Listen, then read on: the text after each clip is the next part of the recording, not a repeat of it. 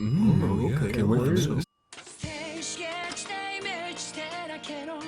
The original Digimon Adventures run ended in March of the year 2000. 15 years after the show's original airing, Toei Animation announced Digimon Adventure Tri, a 6-part sequel to the beloved original series. The first 2 parts of this series, Reunion and Determination, have aired already, with 4 more soon on the way. So how is the show holding up? Does it compare to the charm and quality of the original, or does it fall flat? And most importantly, is Digimon Adventure Tri worth a watch? I'll have this one here. Ooh, one for me, please. Digimon Adventure Tri is set 6 years after the original series, in which 7 children are sent to a cyberspace known as the Digital World, where they encounter various Digimon, short for digital monster. These are creatures who have immense power that can only be unlocked through transforming or digivolving to fight their opponents. Each child receives a partner Digimon who can only access their power through a bond with their respective child. Ultimately, the 7 children and their partner Digimon are tasked with finding their way home and end up saving the world along the way. Digimon Adventure Tri, however, is less of a story about saving the world, and more of a story about life after saving the world. As a result of this, the show has more of a slice-of-life feel, with action-adventure elements thrown into the mix, but they aren't the focus anymore. The first half, Reunion, focuses on living up to its namesake by bringing everyone back together for another adventure. Much of that time is spent showing what each character currently has going on in their life in sort of a where are they now structure. The main characters, being the same group of kids from the original series, have all moved on from their time in the digital world and are now in high school. Eventually a new threat is revealed, and the group must once again band together, along with a few newly introduced characters, to stop it. Reunion is also littered with content meant for returning fans. It's designed as a love letter to the original series first, and as its own entity second. While this makes for some incredible nods to the original series for existing fans, newcomers are left behind sometimes and will definitely miss the impact of several scenes. The second part, Determination, focuses much less on callbacks to the original series and begins to progress its own story now that the band's back together. It narrows its focus to a few of the main characters and uses them to move the plot forward. The story this time around takes a much more grounded and less lighthearted tone, as the characters struggle to deal with the consequences of undertaking such a task. They are faced with issues such as having to abandon the life they've worked hard to build for themselves in the years since their original journey, or reflecting on the damage they could cause to innocent people should they get involved again.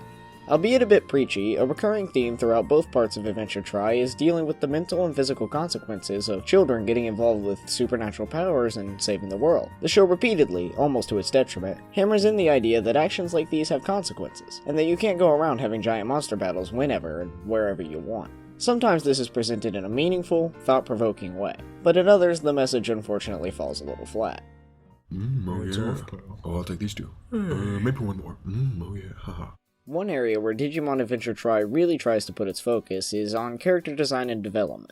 The structure of the show is designed in such a way that each part narrows its focus to dedicating development time to just 1 or 2 of the main characters. The benefit of this is that it gives each of these characters the necessary screen time to really grow and shine. However, one pitfall of this approach is that outside of the 1 or 2 characters that are the main focus of that particular part, everyone else starts to fall by the wayside a little bit, and with 9 main characters, it's difficult to give them all meaningful screen time in just 4 25-minute episodes. Regardless, when the characters are given time to develop, it is done remarkably well. The show does a fantastic job of showing how a more mature group of kids, now young adults, would react to being thrust into a battle to save the world once again. Everyone tackles issues with a realistic, natural mindset, and in a way you would expect the average individual to react to supernatural circumstances. Each character is showcased at their best and at their worst. At their best, the characters are charming, cool, adorable, and entertaining. This makes them a blast to watch. However, these characters aren't perfect. They have flaws and weaknesses, and that goes a long way to humanize them and make them more relatable. They aren't superheroes, they're high schoolers. So now that I've been talking about how great these characters are, I should probably introduce a few. The returning main characters are Taichi, Yamato, Sora, Mimi, Koshiro, also known as Izzy, Joe, and finally Takeru and Hikari, younger siblings of Yamato and Taichi respectively. Together they make up the group of kids from the original series. Due to the previous adventures they've had together, they've formed a tight-knit group of friends who do almost everything together. While being close, the group is actually pretty diverse. The kids have skills that range from being soccer professionals to computer geniuses, and just about everything else in between. Having a diverse cast like this allows the show to give multiple perspectives on a situation, and also allows the viewer to resonate with the character whose qualities may most reflect their ideals. The Digimon themselves are also characterized well. They appear young and childish at first, almost acting like the group's children, but they are also wiser than they appear. They help the children through critical moments and sometimes act as the only voices of reason, when they're not too busy chowing down on delicious food. At times, though, they can come off as an annoyance when they overstay their welcome, especially due to the show repeating some of the same gags with them over and over again. There's also a few new characters as well. A shy new girl named Meiko with her partner Digimon, her mysterious mentor Maki Himikawa, and then there's Daigo Nishijima, a teacher at the group school who knows a little more than he lets on. These three earned their spot in the story and fit in well with the pre-existing cast. Each one plays an integral role to the plot of Digimon Adventure Tri, and as a result of this, they are often given more development and screen time than some of the other returning characters. Excluding the new characters, at times the show references an aspect of a person or an experience they've had and assumes that the viewer has seen the original series. This could cause someone who isn't familiar with the property to be initially lost or confused. Thankfully, after a while though, the characters' quirks are showcased enough in Tri itself that they feel more natural to a newcomer. I'm starved, oh boy.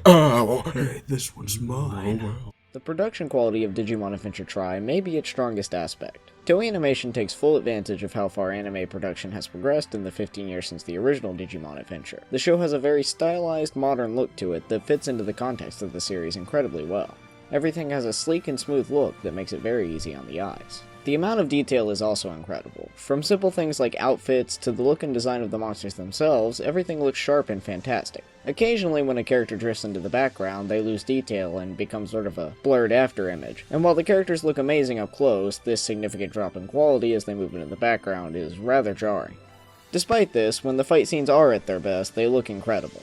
You can feel the impact of a blow or see how fluid the animation is as the Digimon dance around on the screen.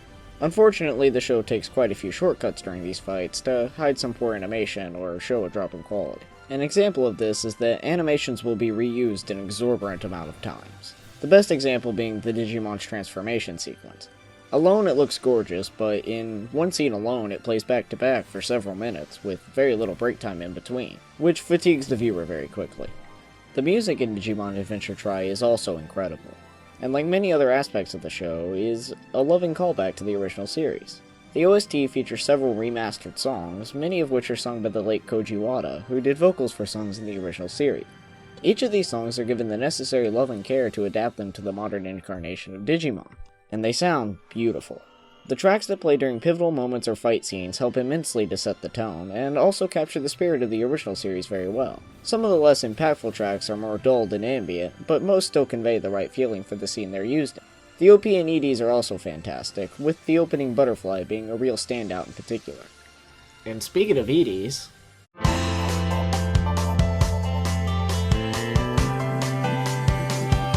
Digimon Adventure Tri is primarily a love letter to Digimon fans, those who watched the original Digimon Adventure when it aired. It is filled to the brim with fan service and things to satisfy a Digimon lover at heart. However, at its core, it's still a story about 9 high school kids growing up and having to save the world along the way. While it's true that there is less merit for a newcomer to the franchise watching Adventure Tri, and that several references or scenes will miss their mark, I believe that this show is worth watching regardless. It is a unique story about how something like an adventure to save the world could impact someone, especially a child, and provides an interesting character-driven coming-of-age story that anyone can appreciate. The characters are well developed, the production quality is fantastic, and while so far the plot is nothing to write home about, the experience alone is worth giving it a shot. However, if you can't handle the frequent callbacks to the original series, sometimes overbearing thematic messages, or occasionally cheesy and nonsensical writing, then this show probably isn't for you. But if you enjoy character-driven stories, the coming-of-age genre, slice-of-life anime, or giant monster battles, oh, and especially if you're a fan of Digimon Adventure, then I think this show is certainly worth a watch.